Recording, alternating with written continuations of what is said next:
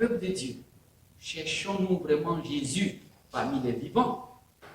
Nous attendons-nous à ce qu'il intervienne dans le monde et dans l'Église? Soyons attentifs aux signes de sa présence. Soyons attentifs aux signes de sa présence et son activité autour de nous. Regardez les moments que nous vivons. Pour ceux qui sont attentifs, ils vont voir, ils vont sentir que Jésus est présent dans ces moments-là. Est-ce que vous me comprenez? Quand vous voyez bien, quand vous lisez bien les Écritures, vous allez comprendre que pendant le temps où il y a des cascades de morts comme ça, pendant ce temps où on parle de pandémie là, moi je vois beaucoup Jésus présent. Je vois la manifestation de la puissance de Dieu. On commence à voir que des personnes commencent à s'organiser pour prier. On voit que des personnes commencent à se repentir. On voit que des personnes commencent à se tourner réellement contre Dieu, à se tourner réellement vers Dieu. On voit même que des serviteurs de Dieu ont commencé à se repentir sincèrement. Ceux qui pensaient qu'ils étaient les plus grands ont commencé à se mettre dans la peau de celui qui est humble. On a commencé à chercher Dieu véritablement. Oui, ce sont des signes qui démontrent que Jésus est présent dans tout ce qui nous arrive. Les femmes se sont procurées des aromates, des parfums pour embaumer le corps de Jésus. C'est par amour et par respect. C'est comme si elles partaient déposer des fleurs sur la tombe de Jésus. Peuple de Dieu, est-ce que nous aimons réellement le Seigneur? Si on aime Dieu, quand on voit ces morts-là, on doit continuer toujours de respecter notre Dieu.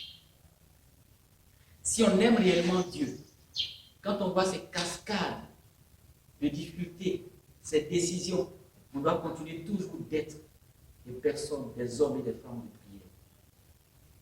Nous devons continuer d'embaumer le corps de notre Seigneur Jésus parce que nous l'aimons. Et d'ailleurs, son corps n'est plus dans le tombeau. Mais nous devons avoir de l'amour, de respect pour notre Dieu. Ce n'est pas le temps de blasphémer et de dire que Dieu n'est pas là. Ce n'est pas le temps de tourner le regard, de tourner le dos contre Dieu pour dire que non, il y a trop de morts, donc Dieu l'a ouvert. Dieu n'existe plus dans ma vie. Non.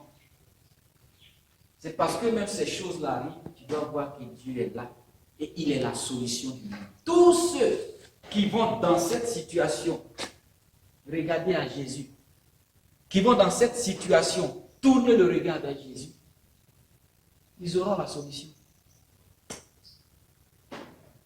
Tu es paniqué parce que tu tournes le regard ailleurs. Tu penses que Dieu n'existe pas. Le Seigneur nourrit même les oiseaux du ciel, à plus forte raison toi. Ne sois pas paniqué, ne dis pas qu'est-ce que je vais manger parce qu'il n'y a plus rien. S'il te plaît, arrête ta panique, arrête tes plans, mais concentre-toi vers Dieu. Dieu là va t'orienter, Dieu là va te nourrir. S'il nourrit les oiseaux du ciel, les corbeaux, ce n'est pas toi, homme, qui ne peut pas nourrir. Alléluia. Ayons foi et gardons le regard tourné toujours vers Dieu. Parce que ce qui va arriver par la suite, ça sera encore plus compliqué. Mais si déjà, tu penses que Dieu n'existe pas parce qu'il y a la mort, tu penses que Dieu n'existe pas parce que on t'empêche maintenant même d'aller au travail, que tu es confiné, c'est là, tu vas voir que le diable prendra le dessus. Mais si là, tu fléchis genoux et que tu dis, Seigneur, je crois en toi, c'est toi-même qui nourris les oiseaux du ciel, qui ne sème ni de moisson. Mais ces choses qui arrivent là aujourd'hui, c'est vrai, c'est difficile, mais je sais que tu vas me nourrir. Je sais que tu vas t'occuper de moi. C'est cette démarche de foi. La Bible déclare que le juste vivra par la foi. Notre vie, c'est une vie de foi. Et la foi, ça se démontre. La foi, ça se manifeste. Et elle se manifeste et elle se démontre lorsqu'il y a des difficultés. Elle se manifeste, elle se démontre lorsqu'il y a des pandémies. Elle se manifeste, elle se démontre lorsqu'il y a la maladie, lorsqu'il y a la mort. C'est là que ta foi sera démontrée aux yeux du monde. Quand la mort te frappe, quelle est ton attitude? Quand la maladie est à ta porte, quelle est ton attitude? C'est là qu'il faut démontrer ça. L'Église doit démontrer sa foi en cette occasion. C'est l'occasion pour nous de démontrer que notre Dieu est vivant. Ne le cherchons pas parmi les morts. Il n'est pas parmi les morts. C'est un Dieu vivant. Si on le cherche parmi les vivants, si on sait que Jésus est vivant, nous allons imposer les mains aux malades, les malades seront guéris. Nous allons prier pour ceux qui sont atteints et ces personnes seront guéries. Et c'est ce que Jésus est en train de faire. Parce qu'aujourd'hui, grâce à la prière de l'Église, il y a des personnes atteintes, contaminées, qui se relèvent. Alléluia. Et c'est le Seigneur qui le fait. Dieu est réellement vivant. La résurrection de Jésus est aujourd'hui au cœur de la foi chrétienne. L'existence même et l'histoire de l'Église reposent sur la résurrection de notre Seigneur Jésus. C'est une doctrine qui est unique. Et vous voyez que c'est seul le christianisme qui annonce la résurrection. C'est seul le christianisme qui prêche la résurrection. Les autres religions, là, il n'y a pas de résurrection là-bas. Il n'y a pas de résurrection dans les autres religions. Mais c'est dans la religion chrétienne qu'on parle de résurrection. Est-ce que tu m'entends? Tous ceux qui pratiquent le mysticisme, il n'y a pas de résurrection. Ils vous parleront d'incarnation. Ils vous parleront de cela. Quand tu meurs, tu vas revenir peut-être un arbre. Et puis quand tu meurs, peut-être que tu vas revenir un animal. Non. Parle pas de résurrection des autres résurrections. Dans l'islam, il n'y a pas de résurrection. S'il y avait résurrection dans l'islam, Mohamed serait ressuscité. Dans le bouddhisme, on ne parle pas de résurrection. Seul dans la foi chrétienne, on parle de résurrection. Et ce n'est pas parce qu'on parle de ça, on parle, c'est avec des preuves.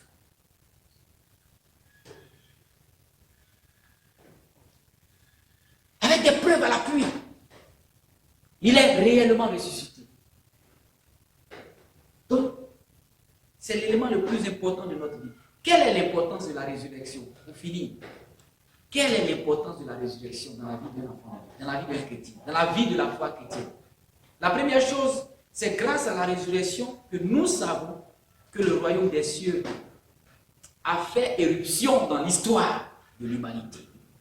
Et notre monde ne court plus à sa pète grâce à la résurrection. On sait que le monde là, ça ne court plus à sa pète.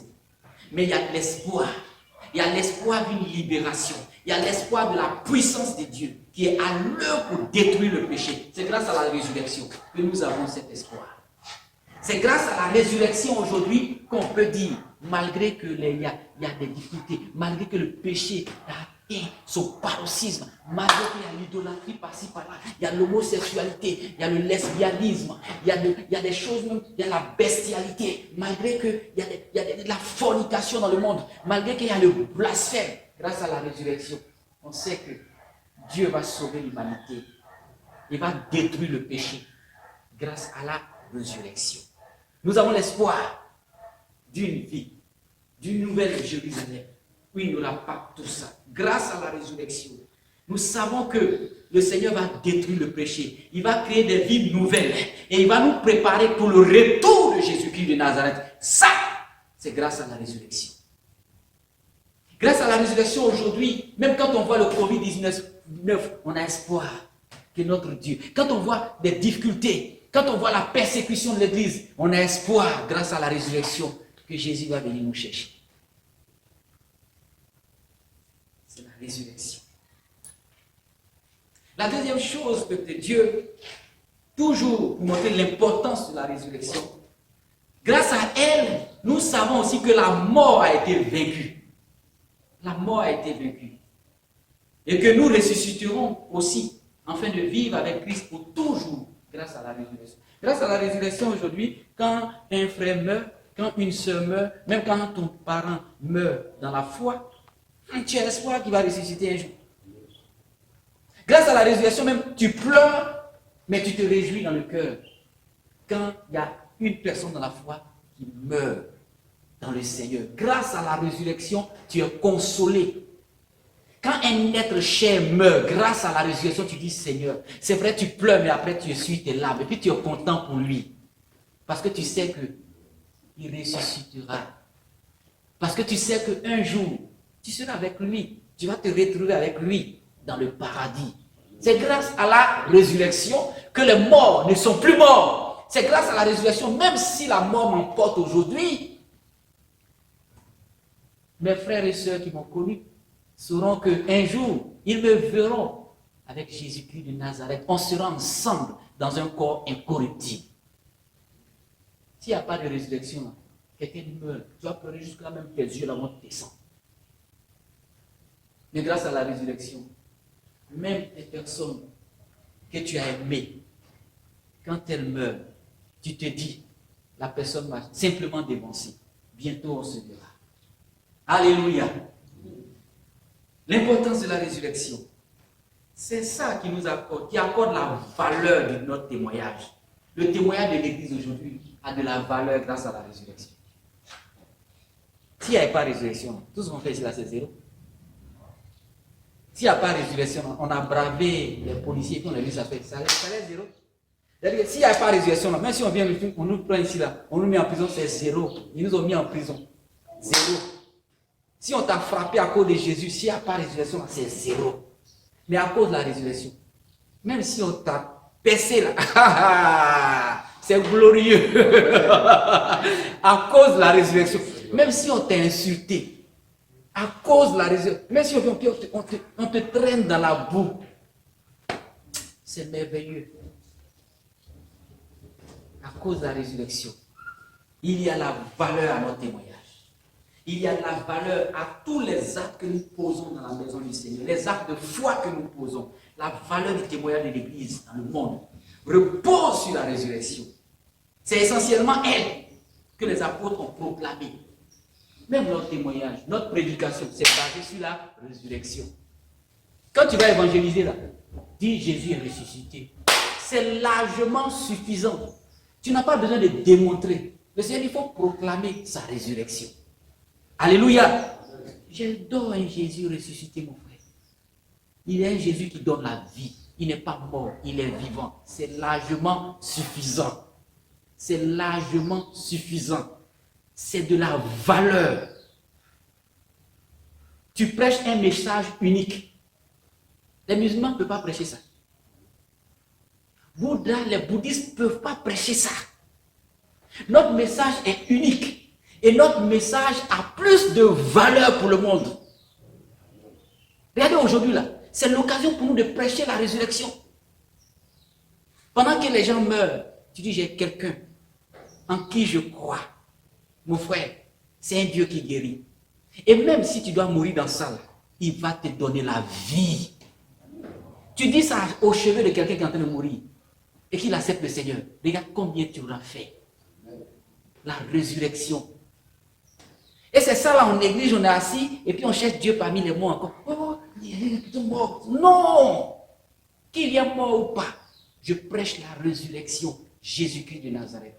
C'est une valeur de notre témoignage. L'importance de la résurrection est vraiment de la plus haute priorité dans la vie d'un serviteur, dans la vie d'un enfant de Dieu. Quatrième importance, elle donne un sens au repas du Seigneur. Vous voyez, comme les disciples sur le chemin d'Emmaüs, nous sommes aussi en communion avec le Seigneur ressuscité, capable de nous sauver. Et voilà pourquoi on prend le repas du Seigneur, pour démontrer que notre Seigneur est mort, mais il est ressuscité.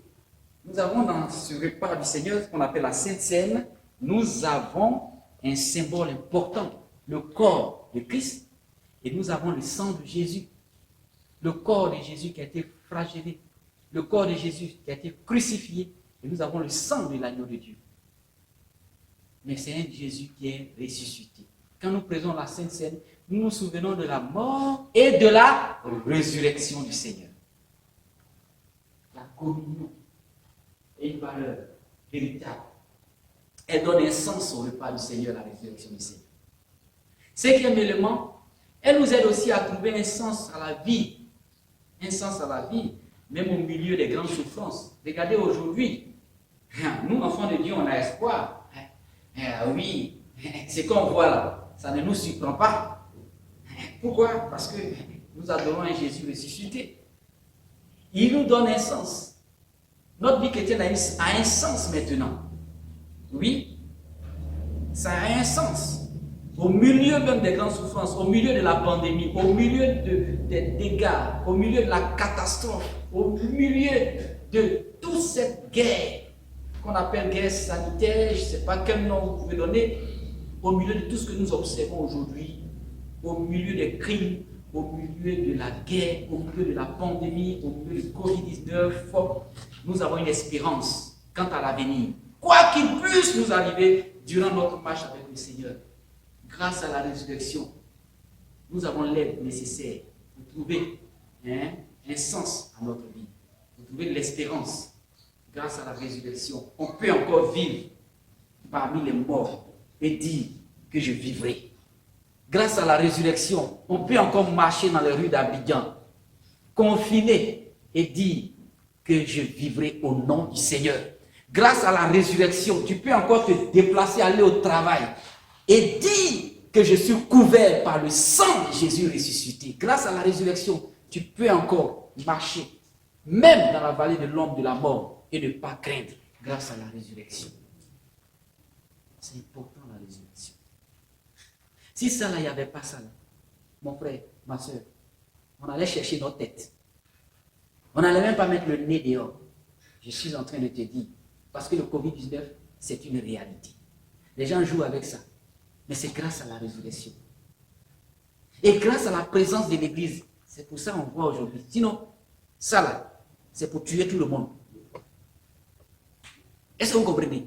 Et puis ça a été déposé partout dans les pays. C'est pour tuer tout le monde.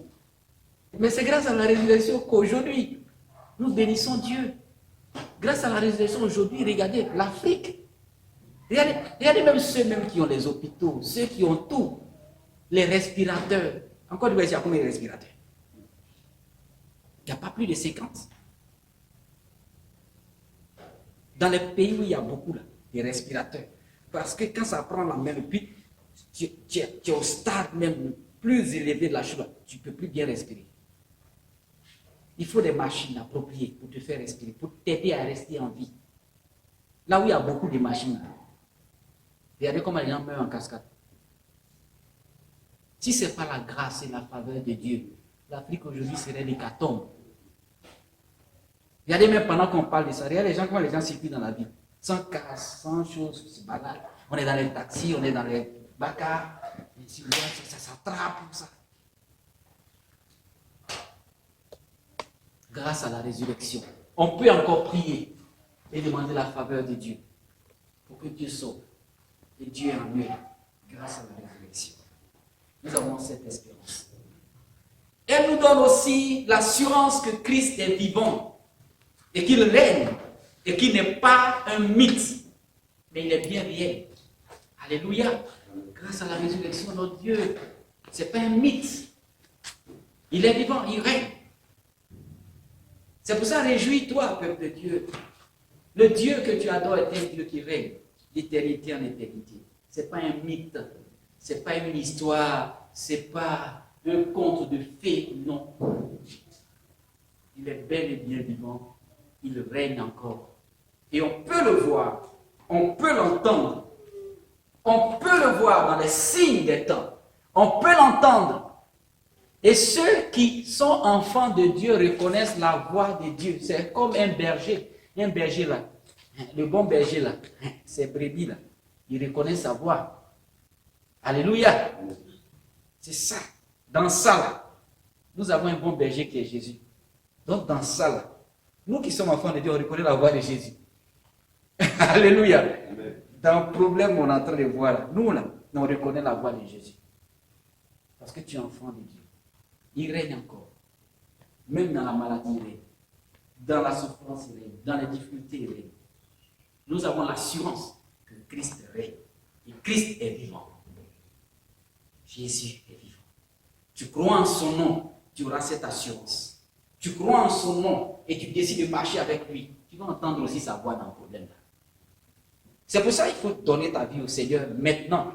Pour que tu puisses entendre sa voix. C'est une voix douce.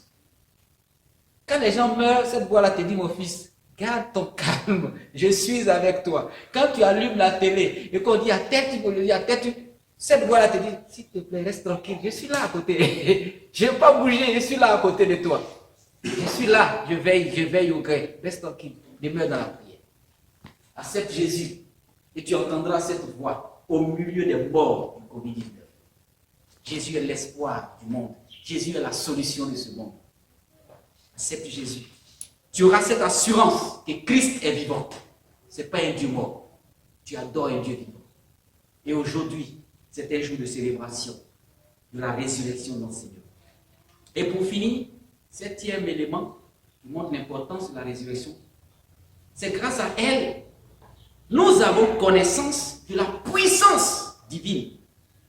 On a la connaissance de la puissance de Dieu grâce à la résurrection. Et nous pouvons avoir aussi la certitude que celui qui a ramené Christ de la vie est capable de nous aider aussi à vivre dans un monde mauvais. C'est grâce à la résurrection de Dieu. La connaissance de la puissance divine. La connaissance du fait que celui qui a ramené Christ à la vie est capable également de nous ramener, de nous aider à vivre dans ce monde difficile. De nous aider à vivre parmi les morts comme des vivants. Nous sommes une pierre vivante. Nous sommes des pierres vivantes. Même au milieu des morts, nous vivons parce que nous avons la puissance de la vie en nous grâce à la résurrection. Voici, peuple de Dieu, l'importance de ce grand événement que nous célébrons aujourd'hui. On célèbre cet événement, on le célèbre actuellement dans une situation difficile, mais nous avons l'espérance que notre Dieu est vivant. Et nous sommes dans la joie, nous sommes dans la joie, même si nous avons perdu des personnes dans cette situation, même si nous avons perdu des êtres chers, même si nous voyons le chaos un peu s'installer partout dans certains pays du monde, et même dans le nôtre, nous avons l'espérance que Christ vit en nous et qu'il est la résurrection. Celui qui croit en Dieu, celui qui croit en Jésus, vivra bien qu'il soit mort. Église de Dieu vivant, sois fort. Jésus est vivant. Il est réellement vivant. Il est réellement ressuscité. Et c'est ce qui doit faire ta force, ce qui fait la force de l'Église. Attendons-nous à des choses difficiles, mais sachons que Jésus est avec nous. Que le Seigneur te bénisse et que la grâce de Dieu soit avec toi. Partout où tu vas, sache que Jésus est ressuscité des morts. Au nom du Père, du Fils et du Saint-Esprit. Amen.